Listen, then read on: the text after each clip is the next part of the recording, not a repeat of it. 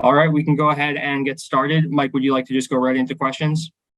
Yeah, I think so, Liam. I mean, the club, I believe, has officially announced the trade that just occurred between the Houston Astros, Tampa Bay Rays, and the Orioles, three-team trade. We have received right-handed pitcher Seth Johnson from the Rays organization, right-handed pitcher Chase McDermott from the Astros organization, and obviously Trey Mancini is going to the Astros. I think it's best to get into questions, but this is certainly a very weighty trade for us, given everything that has transpired the last few years, everything that Trey has meant to this organization since having been drafted, and what is happening with our organization, both in the major and minor leagues right now. There are a lot of considerations that go into making trades, especially this time of year. I can't, describe to you the deliberation that has gone into this team's approach to the trade deadline in general, but also this trade in particular. And I think that the bottom line is this is an organization for which we feel a championship window is opening. And we have an opportunity to seek players at this point in time that may contribute to that window and the pursuit of multiple playoff appearances over the next several years here in Baltimore. And part of the reason our division is so difficult is the teams that are in our division have done such a spectacular job over the last decade of balancing present, future, near-term, long-term considerations with their moves. And it's important for us to do the same thing. I think that when a player is a free agent in 9 weeks, you have to consider opportunities to bring in high upside talent that has the potential to contribute many years down the road. And that's what we see in these two pitchers, Seth Johnson in particular from the Rays. We view, and the industry is viewed at times as a top 100 talent. And unfortunately is undergoing injury right now, but I think that's what has made him available. And Chase McDermott is performing very well as a 4th-round pick from the Astros in IA. He's in a bit of a hitter's environment there in Asheville, but his strikeout numbers, his innings totals, and his stuff point to a lot of future success. So I think we bolstered our pitching depth as an organization, but this is certainly a very difficult move to make. But I think it's one that characterizes our optimism for the future. Those next several years, we want to continue building towards that with the high bar that we have to climb. And I'm looking forward to seeing what we can discuss with Trey Mancini as a free agent. Thank you, Mike. Our first question is from Nathan Ruiz. Mike, you kind of touched on all this, but how do you kind of justify this move to a fan base that sees a corner being turned and just lost one of its favorite players? I think that since we have started at the end of 2018, there have been a lot of very difficult decisions that have enabled us to make progress and to continue to make progress towards the competition and rivalries that we ultimately have with the Blue Jays, the Rays, the Red Sox, and the Yankees. And difficult decisions are going to continue to be a part of that. And I think I've said all along that the organization is going to have to do business in a manner that is more balancing of the present and future than perhaps it had in the past. This is the nature of the competition that we're in with these other teams and with the rest of the league. And we have a tremendous amount of reinforcements, I believe, on the way that will continue to come up and help this team. And also we've got another 24 hours or so before this trade deadline is expired. So I am tremendously proud of and pleased what our players and coaches have done so far this year. I'm looking forward to what they're continuing to do. But ultimately, it's my job to maintain the health of the organization. There are trade-offs in that. In anything that we do, there are pros and cons. And I believe that having made this trade, the overall organization is stronger. And like I said, we're going to be in a position to see what free agency brings us, both for Trey and for us. Zach Silver. Hey, Mike, you kind of also just touched on it there, but where do, as much as you're willing to share, the next 24 hours look? What is, without, whatever you're willing to share again, what kind of is being entertained right now, and what do you sort of potentially see the next 24 hours looking like? It's a full spectrum of conversations right now. Things are moving very fast around the industry. I can't prognosticate anything right now other than we're listening and working on all types of possibilities. Rich Dubroff. Hey, Mike, how much did the club's standing right now affect your decision here? Rich, I think I think the winning the 500 record that we have, the winning last couple of months that we have, the momentum that we have has made this a much more difficult decision and a much more complicated trade deadline than it would have been, or that any of the past ones have been. But ultimately, I have to tether my decisions to our outlook in the probabilities for this year.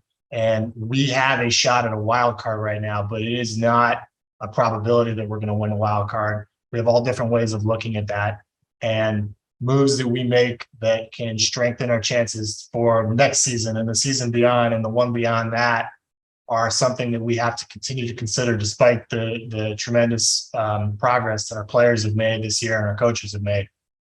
And so ultimately, that's why we did it. We're getting 2 upside pitching prospects back. I think Seth Johnson, getting him healthy, he projects as a mid-rotation starter. He has since the draft.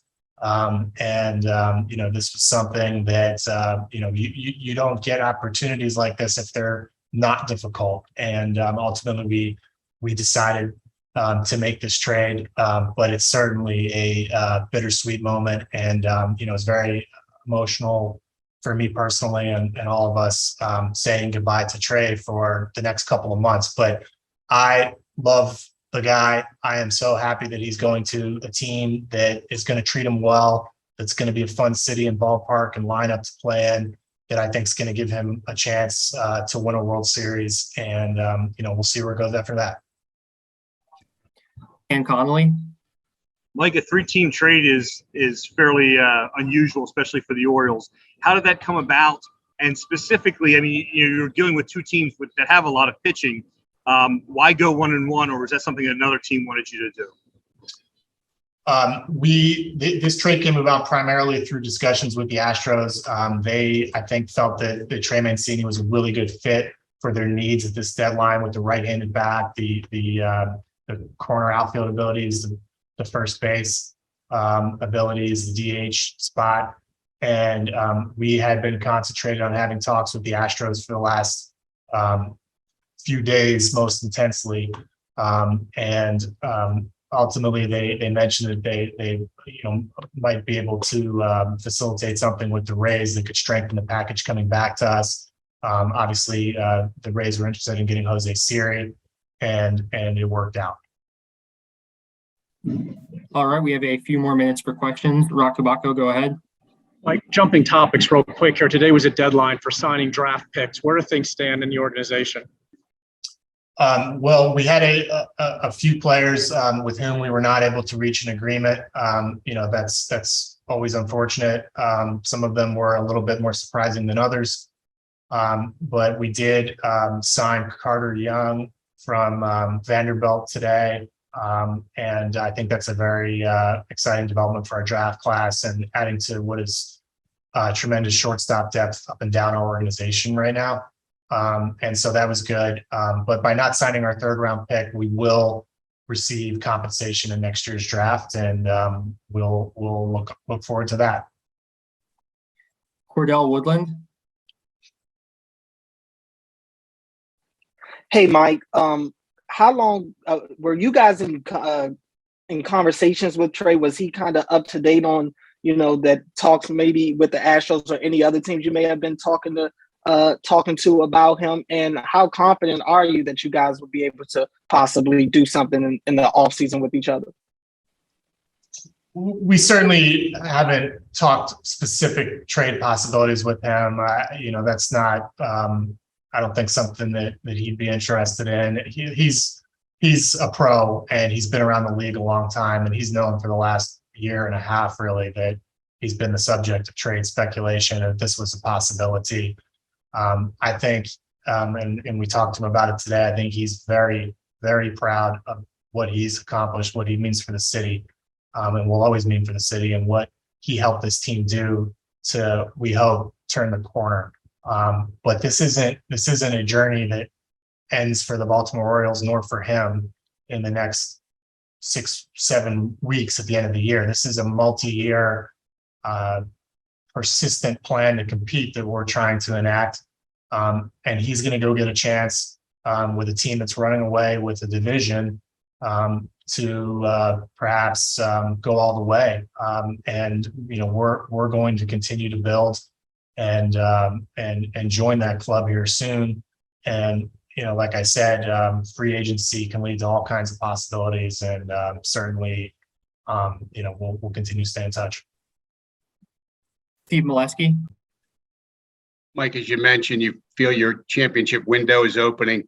As it relates only, though, to the 22 team, close in a race right now, do you have concerns about the players left in the clubhouse and losing someone that was so important to them and what it'll mean to them?